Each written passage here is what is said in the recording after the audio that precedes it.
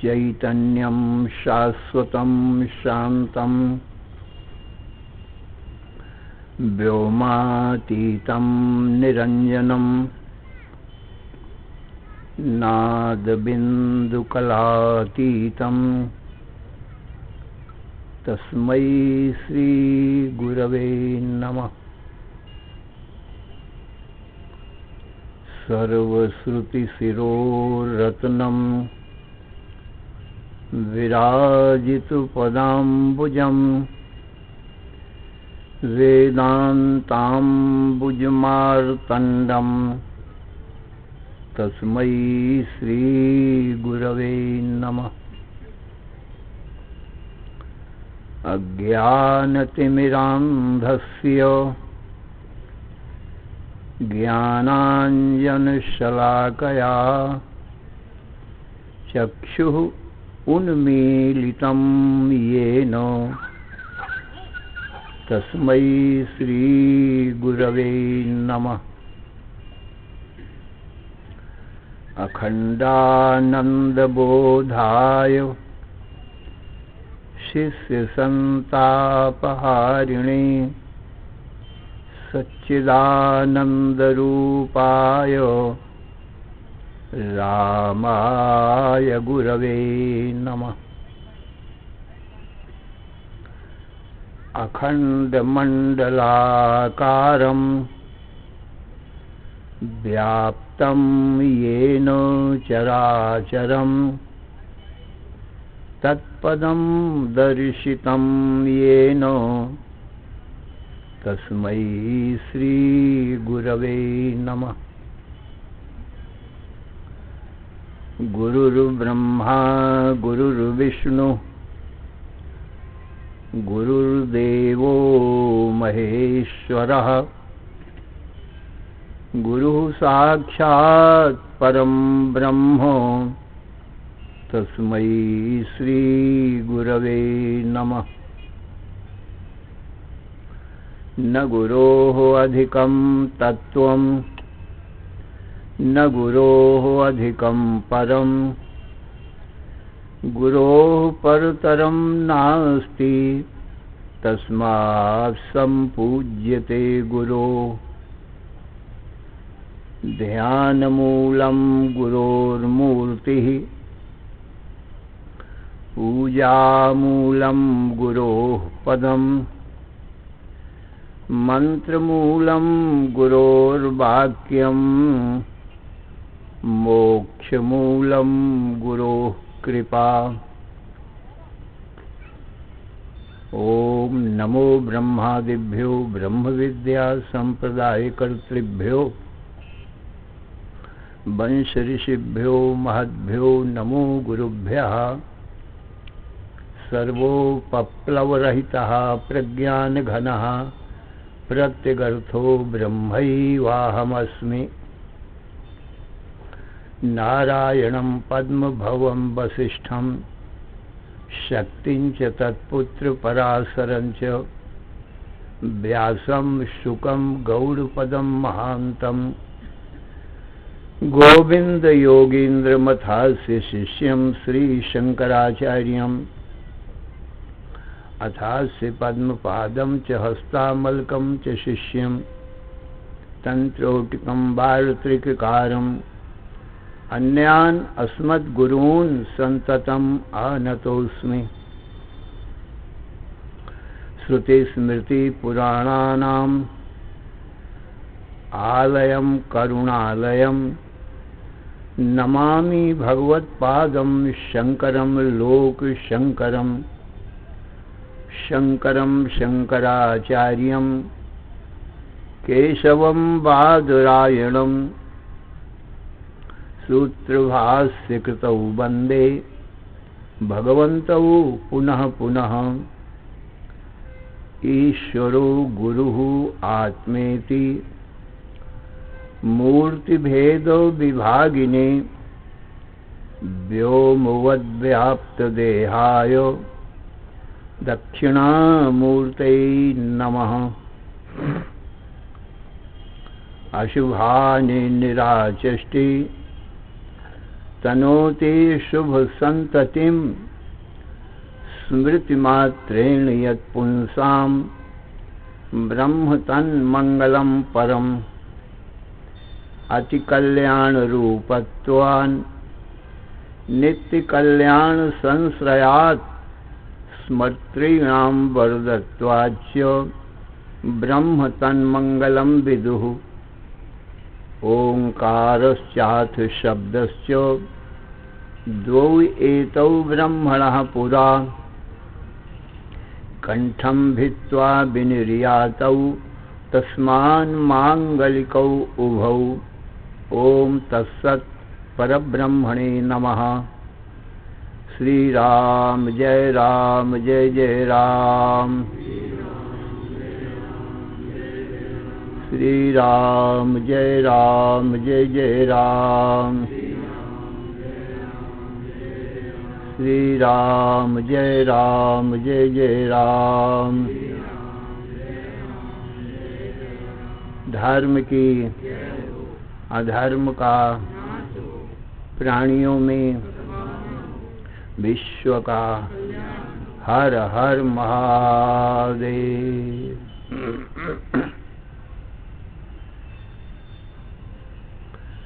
असरण शरण कारण करुण करुणा वरुणालय कर्तुम अकर्तुम अन्यथा कर्तुम समर्थ नित्य शुद्ध बुद्ध मुक्त स्वरूप अनंत कोटि ब्रह्मांड नायक परात्पर पूर्णतम पुरुषोत्तम परब्रह्म सच्चिदानंद घन सर्वज्ञ सर्वशक्तिमान सर्वाधार सर्वाधिष्ठान भगवान श्री कृष्ण से अर्जुन ने पूछा, हे भगवान, मेरे परम कल्याण का उपाय बतावें। मैं आपका शिष्य हूँ, आपकी शरण में हूँ। मेरा तन मन बुद्धि प्राण आपके चरणों में अर्पण है। तो भगवान श्री कृष्ण बोले, हे अर्जुन, सावधान मन से श्रवण करो।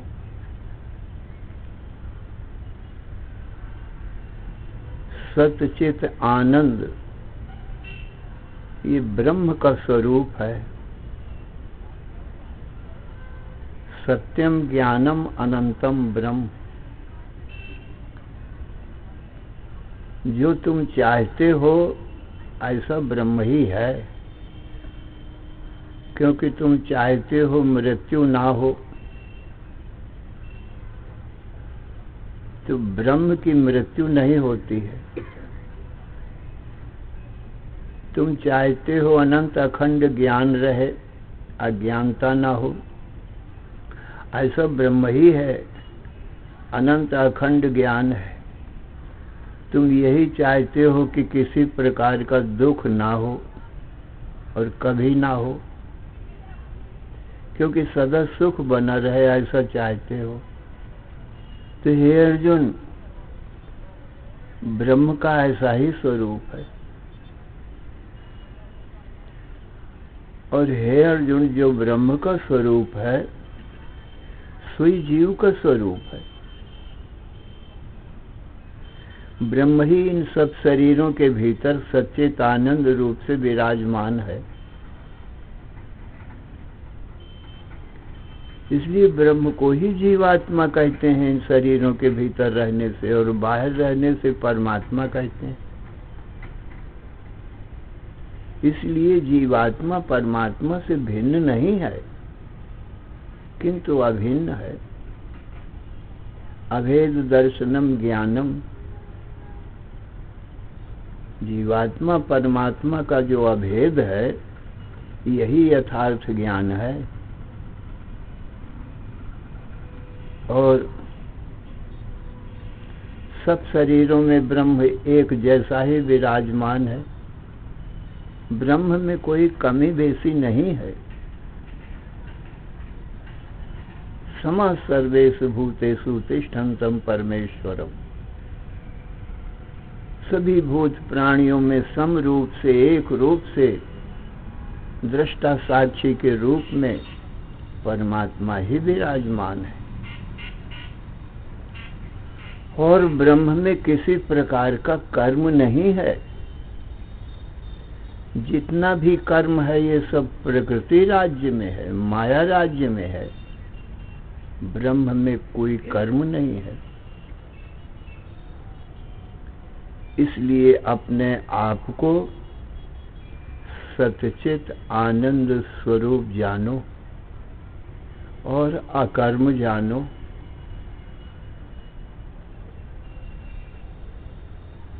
तो जीव जो चाहता है वो जीव का अपना स्वरूप ही है और स्वभाव ही है ऐसा जीव का। इसलिए अपने स्वभाव की तरफ ही आकर्षित होता रहता है जीव कि मैं मरूं नहीं, मुझको कभी दुख ना होवे, क्योंकि जीव का ये स्वभाव है ना, तो अपने स्वभाव की तरफ ये आकर्षित होता है।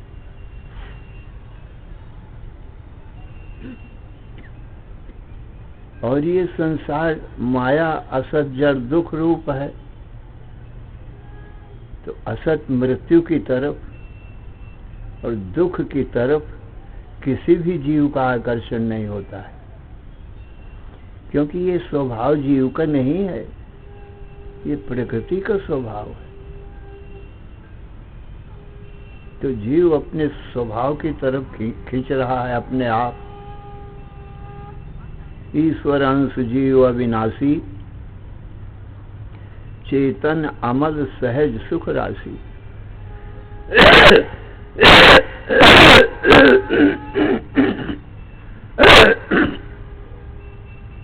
ईश्वर का अंश होने के कारण जो ईश्वर का स्वरूप है वही जीव का स्वरूप है। जो अंशी होता है वही अंश हुआ करता है, भेद नहीं होता है। तो जीव जो है ईश्वर का अंश है, इसलिए ईश्वर का स्वरूप ही जीव का स्वरूप। जैसे जो माटी का अंश होगा वो माटी ही होगा, दूसरी चीज कहाँ से होगा। जो जल का अंश एक बिंदु होगा वो भी जल ही होगा। सोने का अंश होगा वो सोना ही होगा, चाहे एक रत्ती का टुकड़ा हो, वो होगा तो सोना ही, सोना से भिन्न नहीं होगा। ऐसा ही नियम है। तो ईश्वर का अंश फिर ईश्वर रूप ही होता है। जो ईश्वर का स्वरूप है वही जीव का स्वरूप।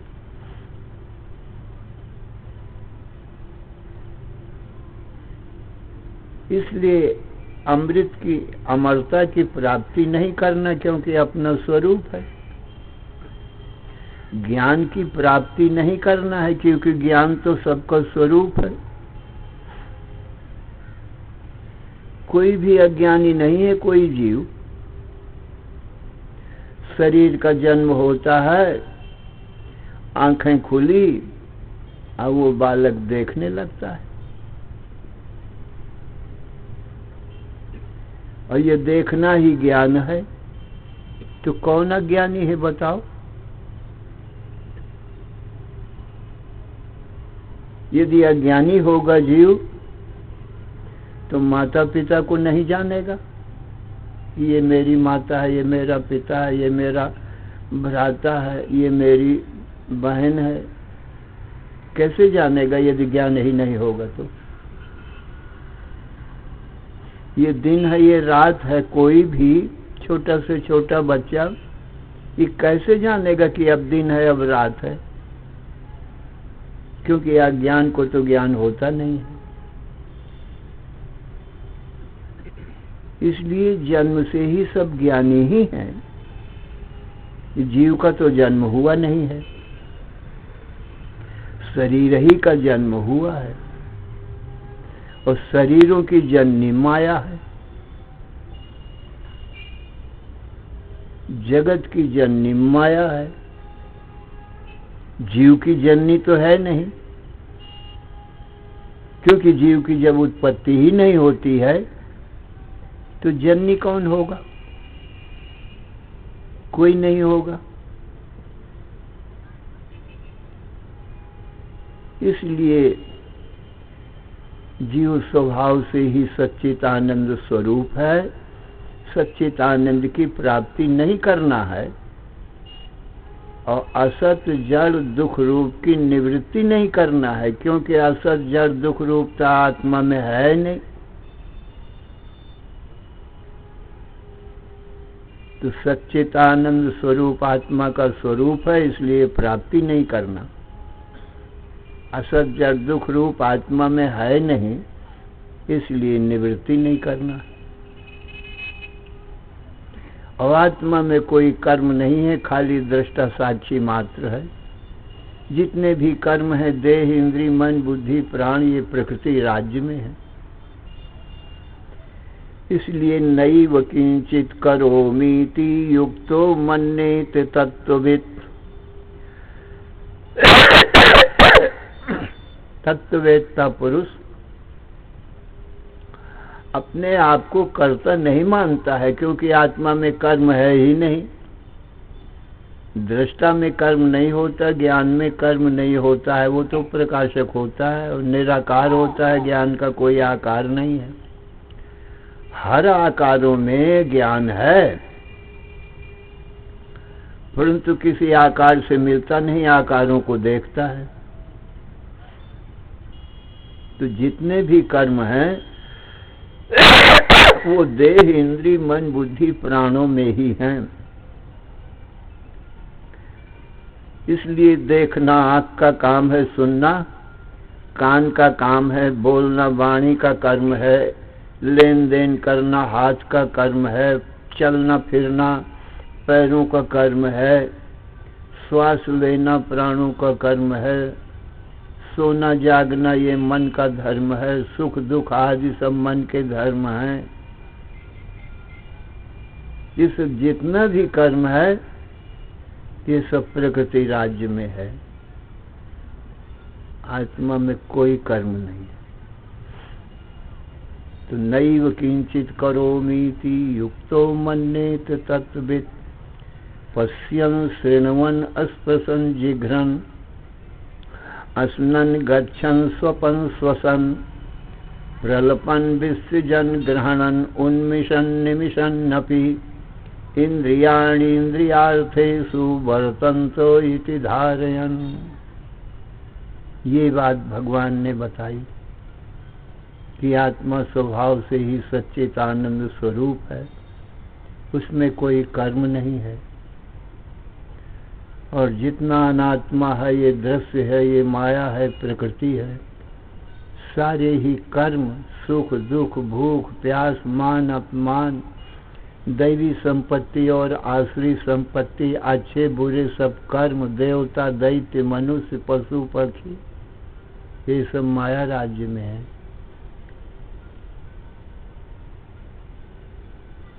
आत्मा में नहीं है ये सब कोई। हाँ, आत्मा अधिष्ठान जरूर है। जैसे रज्जु सर्पदंड माला का अधिष्ठान है, ऐसे ही जो ब्रह्म है वो सर्वाधार सर्वाधिष्ठान है। रज्जु में झूठे ही सर्पदंड माला की प्रतीति होती है, वो अध्यास कहा जाता है और रज्जु अधिष्ठान कही जाती है। तो आत्मा अधिष्ठान है चराचर जगत का, और रज्जु में सर्प के समान ये झूठा ही संसार आत्मा में भासता है अर्जुन। ये सत्य नहीं है संसार, और आत्मा का और संसार का कुछ संबंध भी नहीं है, क्योंकि आकाश के समान व्यापक है। यथा सर्वगतम सौक्ष्म्यात् आकाशम नोपलिप्यते सर्वत्रावस्थितो देहे तथात्मा नोपलिप्यते। हे अर्जुन, जैसे आकाश सूक्ष्म और व्यापक होने के कारण किसी के भी गुण दोष से लिपायमान नहीं होता है, ऐसे ही आत्मा सब सर्वत्र व्यापक होने के कारण किसी के गुण दोष से लिपायमान नहीं होता। अत्यंत सूक्ष्म है, व्यापक है, किसी को स्पर्श नहीं करता है, दृष्टा साक्षी रहता है।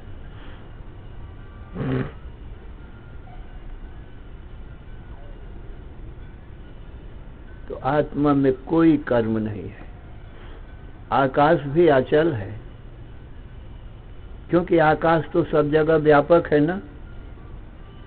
चलना उसका होता है कि कहीं हो और कहीं ना होवे, तो जहां ना होवे वहां चल के जाए। तो आकाश तो सब जगह पहले से ही है। ऐसे ही आत्मा, आकाश तो सब, आकाश के समान सब जगह पहले ही से है, व्यापक है। इसलिए आत्मा अचल है। अचलो अयम सनातन। आकाश में सब चलते हैं, अपने अपने कर्म करते हैं।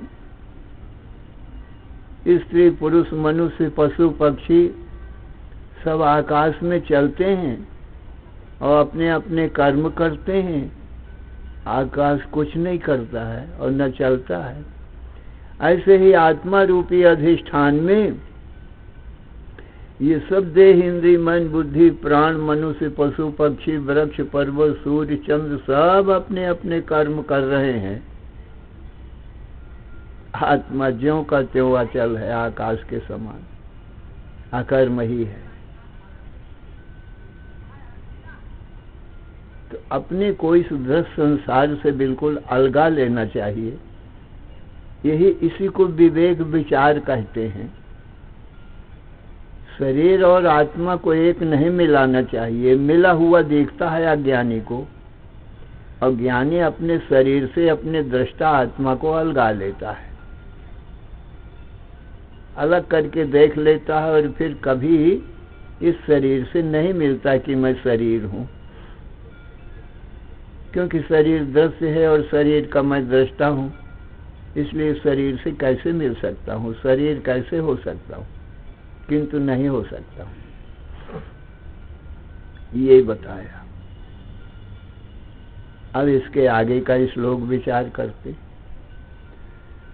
ब्रह्मण्याधाय कर्माणि संगम त्यक्त्वा करोति यः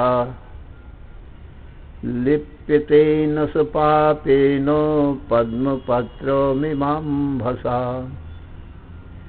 अर्जुन, ब्रह्मण्याधाय कर्माणि संगम त्यक्त्वा करोति यः।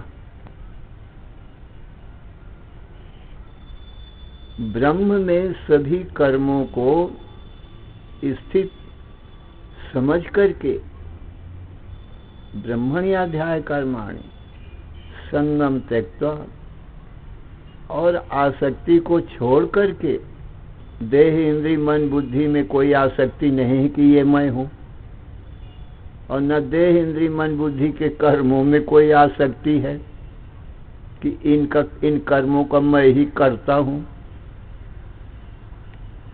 संग नाम आसक्ति का है। लिप्यते न स पापेन पद्मपत्रमिमाम्भसा। अर्जुन, जैसे कमल का पत्ता जल से लिपायमान नहीं होता है, ऐसे वो पाप और पुण्य से फिर लिपायमान नहीं होता है, अलग ही रहता है। आप देखते हो जहां कहीं तालाब में कमल है तो कमल का पत्ता जल के ऊपर रहता है, और कमल का फूल और भी ऊपर रहता है। जल में ये नहीं डूबते हैं, न पत्ता न फूल, ऊपर ही तैरते रहते। ऐसे ही ये संपूर्ण कर्मों को करता हुआ भी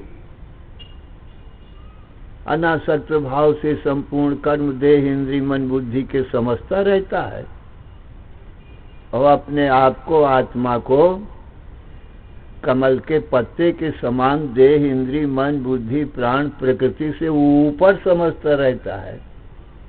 जागृत स्वप्न सुसुप्ति में सब कर्म हैं और अपने को तुरी समझता रहता है। तुरी कहते हैं जो सुसुप्ति के भी ऊपर हो, इनमें कभी ना मिले। चौथा,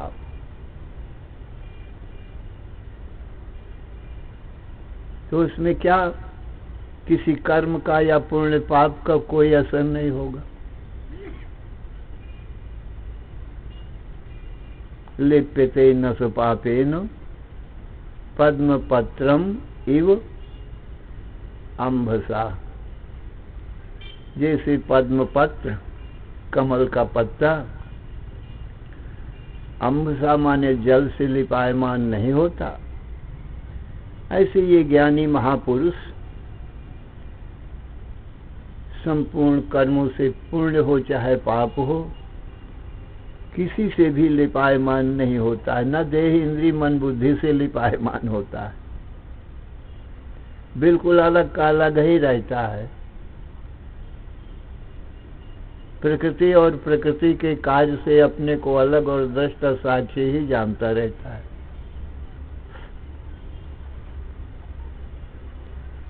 कायेन मनसा बुद्ध्या केवलैरिन्द्रियैरपि योगिनः कर्म कुर्वन्ति संगम त्यक्त्वात्मशुद्धये। अर्जुन, देह इंद्रिय मन बुद्धि प्राण इनसे सब योगी लोग कर्म करते रहते हैं और अपने को असंग ही देखते रहते हैं। कायेन मनसा बुद्ध्या केवलैरिन्द्रियैरपि योगिनः कर्म कुर्वन्ति। योगी लोग कर्म करते रहते हैं। संगम त्यक्त्वा आत्मशुद्धये। आत्मा की शुद्धि के लिए, आत्मा की शुद्धि माने अंतःकरण की शुद्धि, क्योंकि आत्मा तो मलिन कभी होता नहीं है। अंतःकरण की शुद्धि के लिए कर्म करते रहते हैं। ये जिज्ञासु की बात है। जो आत्म तत्व का जिज्ञासु है वो ऐसा कर्म करता है, आसक्ति छोड़कर कर्मों को करता है, उसका अंतःकरण निर्मल होता है। योगिनः कर्म कुर्वन्ति संगम त्यक्त्वा आत्मशुद्धये। युक्तः कर्म फलं त्यक्त्वा शान्तिमाप्नोति नैष्ठिकीम्। अयुक्तः काम कारेण फले सक्तो निबध्यते। अर्जुन, युक्तः कर्म फलं त्यक्त्वा शान्तिमाप्नोति नैष्ठिकीम्। अर्जुन, युक्त जो आत्मा परमात्मा से युक्त माने जुड़ा हुआ है, एकत्व में स्थित है, वो कर्म फलम त्यक्त्वा, कर्म का फल सुख या दुख यही होता है, तो कर्मों में उसकी आसक्ति नहीं है। इसलिए सुख और दुख ये जो कर्म का फल है, इसको त्याग करके ब्रह्म प्राप्ति रूप जो नैष्ठिकी शांति है, कभी भंग न होने वाली, सदा एक रस बनी रहने वाली, ऐसी शांति को प्राप्त होता है। और अयुक्त जो अयोगी है, योगी नहीं है, जिसने अपने आत्मा को परमात्मा से नहीं मिलाया है। अयुक्त काम कारेण फले सक्तो निबध्यते। कर्मों में अहंकार करके, देह इंद्रिय मन बुद्धि में अहंकार करके फल में आसक्त हो जाता है, वो बंधन को प्राप्त होता है। बंधन यही है कि जन्म मरण को प्राप्त होता है और सुख दुख भोगता रहता है।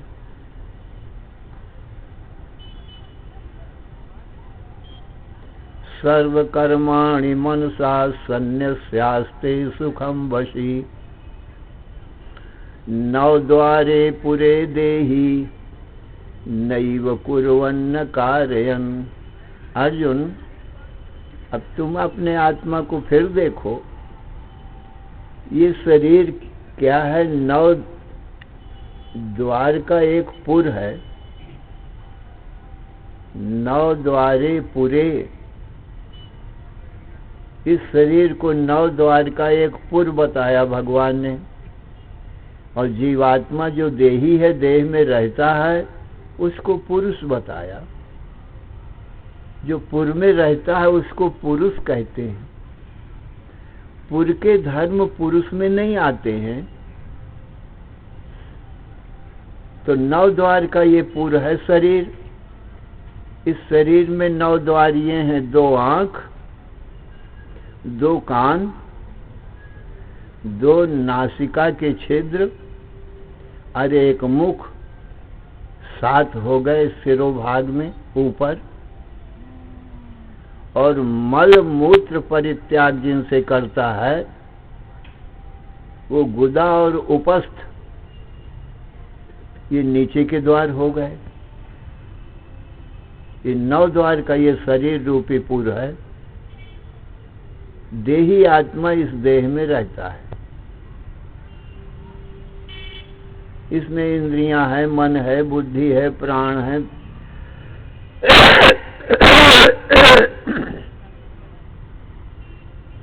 इनको सबको प्रकाशता है, इनको सबको प्रेरित करता है, सत्ता स्फूर्ति देता है ये जीवात्मा। परंतु स्वयं कुछ नहीं करता है, न करवाता है।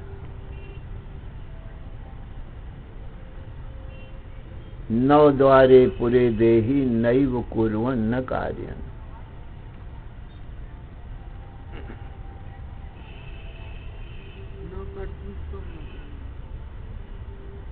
तो न कर्तृत्वम न कर्माणि लोकस्य सृष्टि प्रभो, न कर्म फल संयोगम स्वभावस्तु प्रवर्तते। अर्जुन, जो प्रभु है वह न तो कर्तृत्व माने कर्ता भाव को कोई उत्पन्न करता है, न कर्मों को और न कर्म फलों को, और न कर्म और फल के संयोग को जीवात्मा से उत्पन्न मिलाता है, संयोग कराता है। न कर्तृत्वम न कर्माणि लोकस्य सृष्टि प्रभो, और न लोकों का ही सृजन करता है प्रभु, माने लोकों की उत्पत्ति भी नहीं करता है। न कर्तृत्वम न कर्माणि न लोकस्य सृष्टि प्रभो, और न कर्म फल संयोगम। तो फिर ये कैसे सब हो रहा है? देह, इंद्री, मन, बुद्धि, प्राण और ये चराचर जगत और ये सब प्रकार के अच्छे बुरे कर्म, तो भगवान कहते हैं स्वभावस्तु प्रवर्तते। अर्जुन, ये तो सब अपने आप हो रहे हैं, जबकि आत्मा और परमात्मा एक है। तो अपने आप में ही तुम विचार करके देख लो, क्या अर्जुन तुम जागृत के संसार को या स्वप्न के संसार को या सुषुप्ति को उत्पन्न करते हो या नाश करते हो? या तुम देह, इंद्रिय, मन, बुद्धि को उत्पन्न करते हो या नाश करते हो? अपने आत्मा से विचार कर लो, देख लो, क्योंकि आत्मा परमात्मा एक है, 2 नहीं है। तो सज्जनों, ना तो हम दिन को उत्पन्न करते हैं, न रात को उत्पन्न करते हैं, न ही इनका नाश करते हैं, न देह इंद्रिय मन बुद्धि प्राणों को ही हम उत्पन्न करते हैं और न ही इनका नाश करते हैं और न कोई कर्मों को ही हम उत्पन्न करते हैं और न नाश करते हैं। माने इनको छूते तक नहीं है। हाँ, मेरे रहने से इनको सत्ता स्फूर्ति अवश्य मिलती है, तो ये देह इंद्रिय मन बुद्धि प्राण अपना अपना कर्म अवश्य करने लग जाते हैं। परंतु देही आत्मा को कोई ये अहंकार नहीं है कि मैं कुछ करता या करवाता हूं या उत्पन्न करता हूं। दृष्टा हूं तो देखता अवश्य हूं। तो दृष्टा में कोई कर्म तो होते नहीं है। ये कैसे हो रहा है?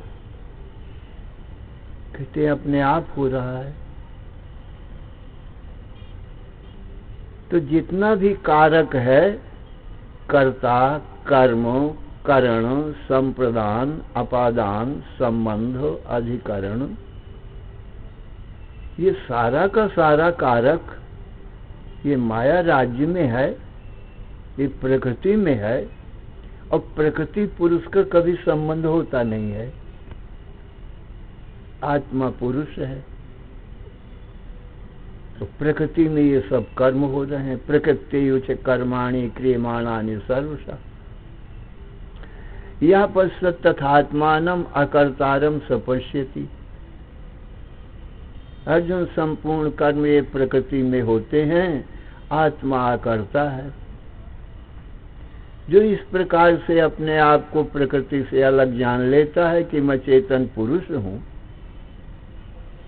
मुझ में कोई कर्म नहीं है, दृष्टा साक्षी मात्र हूं और मेरी दृष्टि मात्र से इस प्रकृति में सत्ता स्फूर्ति आ जाती है, तो सारे कर्म ये प्रकृति में है, मुझ में नहीं है, मैं अकर्ता ही हूं। अर्जुन वही यथार्थदर्शी है, माने वही ज्ञानी है। अपने को देह इंद्रिय मन बुद्धि से बिल्कुल अलगा लिया है,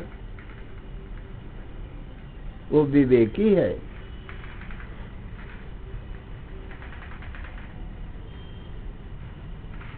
तो न करते तुम न कर्माणि लोकस्य सृष्टि प्रभो न कर्म फल संयोगम स्वभावस्तु प्रवर्तते। अर्जुन, ये स्वभाव से ही, स्वभाव कहते हैं स्व माने स्वयं, भाव माने भवति, ये अपने आप ही हो जाती है। ये माया अपने आप ही प्रकट हो जाती है, इसका कोई कर्ता नहीं है। क्योंकि हम आप तो करते नहीं हैं, फिर कौन करता है इसका? आत्मा परमात्मा ये सब करता नहीं है। रज्जु में सर्प को कौन बनाता है? कोई नहीं। अपने आप ही रज्जु सर्प रूप में अज्ञानता के कारण प्रतीत होने लगती, बिल्कुल मिथ्या, बिल्कुल झूठी। तो आत्मा रूपी अधिष्ठान में अज्ञान के कारण ये जगत अपने आप ही प्रतीत होने लगता है।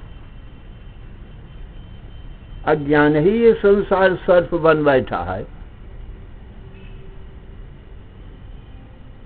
और जीव भूल गया है अपनी आत्मा को, ये संसार शरीर रूपी सर्प ही मान बैठा है। अब ये शरीर अपने को मान लिया, फिर जन्मता है, मरता है। जैसे सर्प काट लेता है किसी को तो वो मर जाता है, ऐसे ही शरीर को मानना मानो सर्प को डसना है अपने आप को। अज्ञान सर्प दंष्टस्य ब्रह्म ज्ञान औषधम विना किम वेदैश्च शास्त्रैश्च किम मंत्रैः किम औषधैः। अज्ञान रूपी सर्प ने जिसको नसा है, काटा है,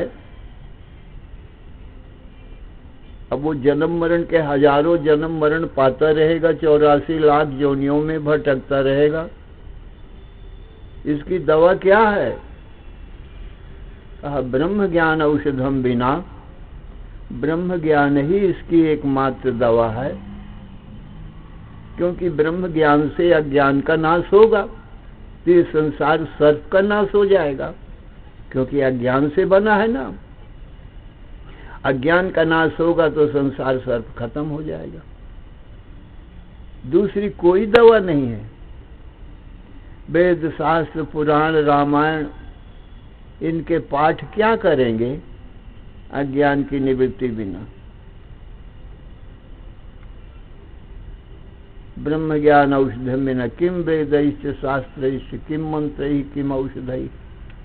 दूसरे मंत्र तंत्र क्या करेंगे? दूसरी औषधि क्या करेगी? दूसरी औषधि काम नहीं करती है अज्ञान के नाश करने के लिए। एकमात्र ज्ञान ही है। कर्म उपासन से ही नहीं जग निदान तम नाश, अंधकार ज्यों गेह को मिटे न बिन प्रकाश। जैसे घर का अंधेरा दूर करने के लिए एक ही उपाय है, वो एक प्रकाश ही है, दीपक का जलाना ही है, दूसरे कोई साधन नहीं है। घर का अंधेरा दीपक के प्रकाश से ही जाएगा, कर्म उपासना से नहीं। ऐसे ही कर्म उपासना से ये अज्ञान अंधकार नहीं जाएगा, ज्ञान से ही जाएगा। हाँ, कर्म उपासना साधन अवश्य, प्रकाश करने के साधन, दीपक जलाने के साधन। दीपक पात्र है, तेल है, बत्ती है, माचिस है, ये साधन है दीपक जलाने के। इन साधनों से जब माचिस खिंचा करके बत्ती में लगाई जाएगी तब दीपक जलेगा, तो वो जो लाइट होगी, दीपक की प्रकाश होगा, अंधकार को वही नाश करेगा। इसी प्रकार से कर्म उपासना से मल विक्षेप की निवृत्ति होगी, तब ज्ञान रूपी दीपक जलेगा। पर ज्ञान रूपी दीपक से ही ये अज्ञान अंधकार का नाश होगा। जब अज्ञान चला जाएगा, ये संसार सर्प की उत्पत्ति तो अज्ञान से हुई है, अज्ञान के नाश से संसार का नाश हो जाएगा। कारण के नाश से कार्य का तो स्वतः ही नाश हो जाता है। ये भगवान ने बताया। श्री राम जय जय राम, श्री राम जय जय राम, श्री राम जय जय राम। धर्म की अधर्म का, प्राणियों में विश्व का, हर हर महादेव।